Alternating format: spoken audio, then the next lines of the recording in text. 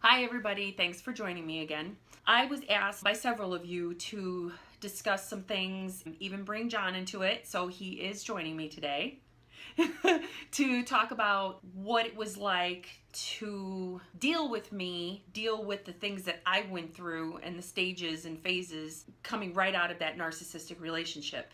And we stumbled onto an article that we felt was going to be a really good format to follow to kind of touch on all the different points and the different things that you do go through and the things that he obviously has stayed by my side through. So that's what we're going to cover today. Yeah, so these are basically just different types of phases that are typical to go through and we experienced.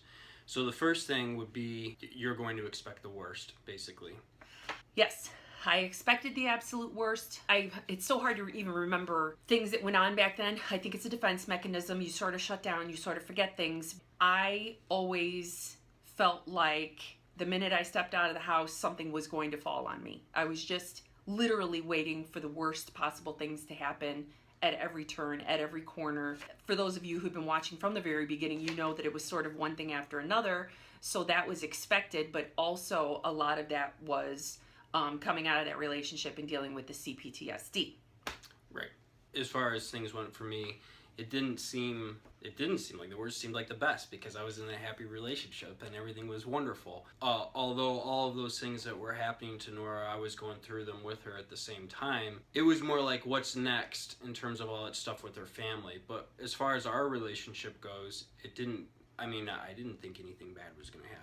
So I just was going along through the paces. So the next thing is, there's a tendency to overthink everything.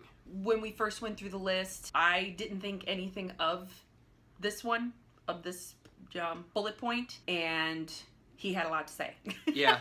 So a lot of what happened, a lot of the stress that Nora was going through, she would come to me, she would be upset, and she would say whatever it was that was bothering her, and I would listen. As a man, I'm trying to always help or provide a solution. That's just what guys do, right? She would hear something that I would say, and then I described it as shut down. To me, she would just lock up. She would totally internalize whatever the situation was. She went somewhere else in her mind. I wasn't there anymore. And that took a lot of trying to get used to, because I knew she wasn't ignoring me or pushing me away or shutting me out, but her mind was really going 1,000 miles an hour. It's like she stopped to tell me what was going on, and then she took off again. I just kind of got used to that. Everything settles down.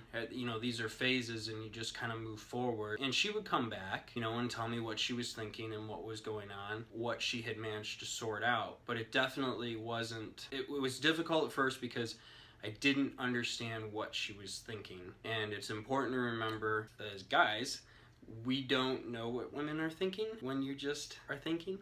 So I'm still just a regular Joe. If Nora didn't tell me what she was thinking and feeling, I didn't know. I still don't know. I just had to be patient during that time to let her work through it and just be supportive. If memory serves me, when I think back to that, because I remember the first time he told me, he's like, "You just shut down." And when he, told me about it, I was really kind of surprised because I didn't realize I was doing it.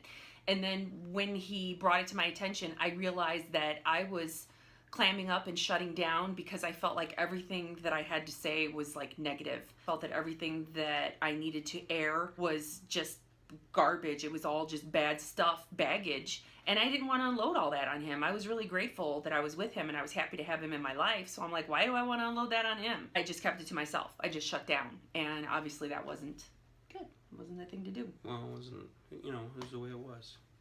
So this one says, you're going to think that he's good to be true. Too good to be true. It's like me, I'm too good to be true. Yes, I did think that. I did think that. And I always felt like, again, I think because there was so much happening, with the extracurricular family nonsense, but I always felt like somebody was going to come and pull the rug out from underneath me, that somehow I had with him here and what we had just wasn't going to last. I just always felt that way in the beginning. And it's just this awful feeling. You feel like, there's this cloud looming over you. Eventually it goes away.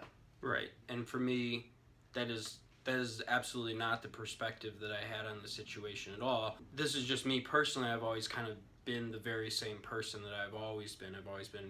steady, even keeled, right? For me, even if she'd talk about this stuff, like I didn't understand. I don't see signs that things aren't going well. I didn't understand where this feeling was coming from that was causing her to be concerned, because I didn't have that. I thought everything was going fine, and I was just being me. Really, other than just kind of talking about it, there was never any real resolution to that, except just remember now, like, it's a phase. And I just said, well, I'm just gonna keep I don't know how to be anything other than myself, so I'm just gonna keep going as I am. Eventually that all stopped, so it worked out.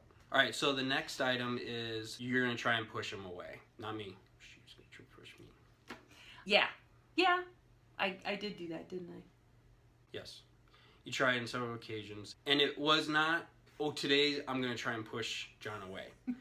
It was spurred on by typically her mother, or occasionally her ex, but mostly her mother or family, really bringing up some really bad negative feelings. Those culminating into, I guess I would describe it as it's like building a volcano of emotion that she's having a hard time controlling. It explodes culminating with, this isn't gonna work, and it kind of goes back to, this is too good to be true anyway, it's not gonna work out. And so there was a lot of effort just to push back, and that was really hard. I didn't understand why that was happening. It wasn't different, nothing had changed, and all of a sudden everything's not okay. Things were fine, and what did I do? Men assume we did something, because usually you do. Usually we done something.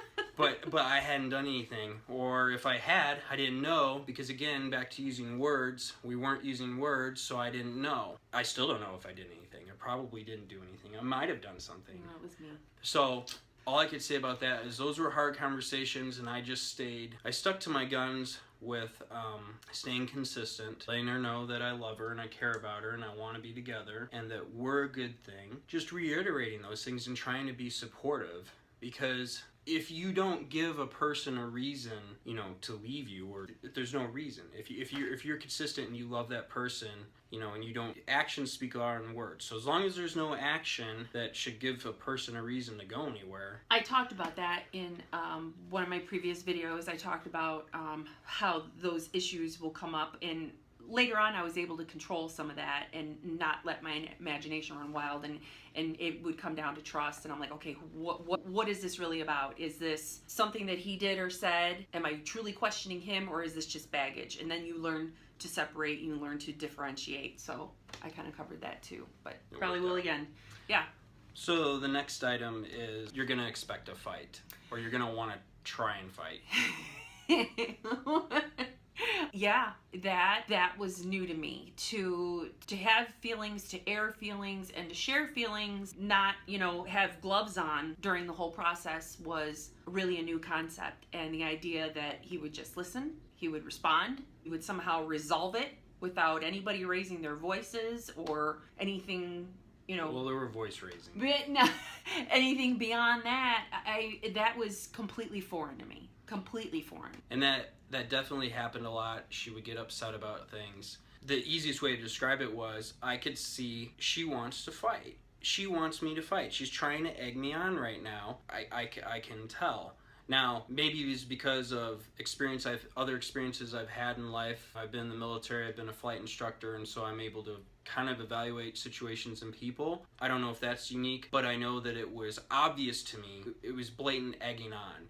And it didn't work, in the sense that the things that she was saying didn't cause me to become upset and want to fight. So it was more like, I'm not going to yell. We're just going to talk through this. This isn't the end of the world, And in a normal relationship, good people don't leave just because something hard happens or something bad happens. I think that's a big deal to bring up too, is that people aren't used to the fact that when tough times come around, you don't just bail. While you were talking just now, it occurred to me, if I was really being honest in this moment, I would say that there's I don't know, maybe this goes for everybody that's been in this position, or maybe it's just me, I don't know. I think there's a part of me or us that tests the waters to see, will he fight too? Will he fight back? Will he engage in that way that I'm used to? And it's almost like you're testing it to see if it's going to happen or not, because you still don't believe that it's not going to be like that. You still don't accept that. So it's almost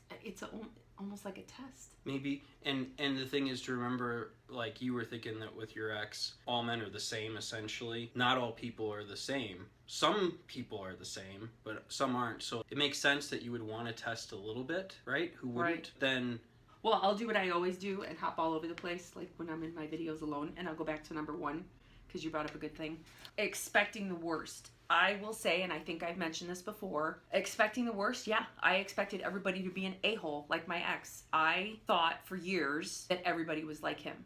My kids were in sports and cheerleading and all that business, and I just assumed that every dad around was an a-hole. There was no, just a blanket that covered all of them. They were all just like him. There was no separation. And the only reason John didn't fall under that blanket of a-holes is because I knew him. He was my instructor, and I knew, I trusted him, and I knew he had integrity, and I knew that he was honest with me. And he was like the exception to all that because I knew him better than I knew anybody else other than my ex. So the point there is, if you're thinking about getting back into a relationship with somebody, or you're trying, you can't assume that everyone is an a-hole. A lot of people are, but you have to give the only difference is that she knew me versus not knowing me.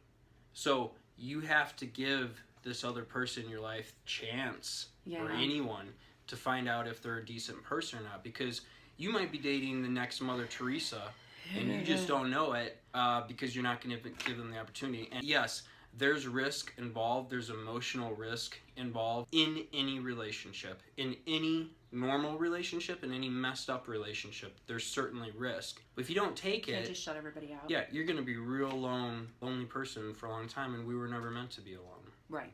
And I talked about that So- too. You can't shut down because of the narcissists in your life. You're giving in to what they want and you're becoming one of them. You're just closing everybody out. So, and that's bad. Okay, so this has been a long video. So what we're gonna do is we're gonna go to, stay tuned for part 2 right here, and we'll move on to number 6.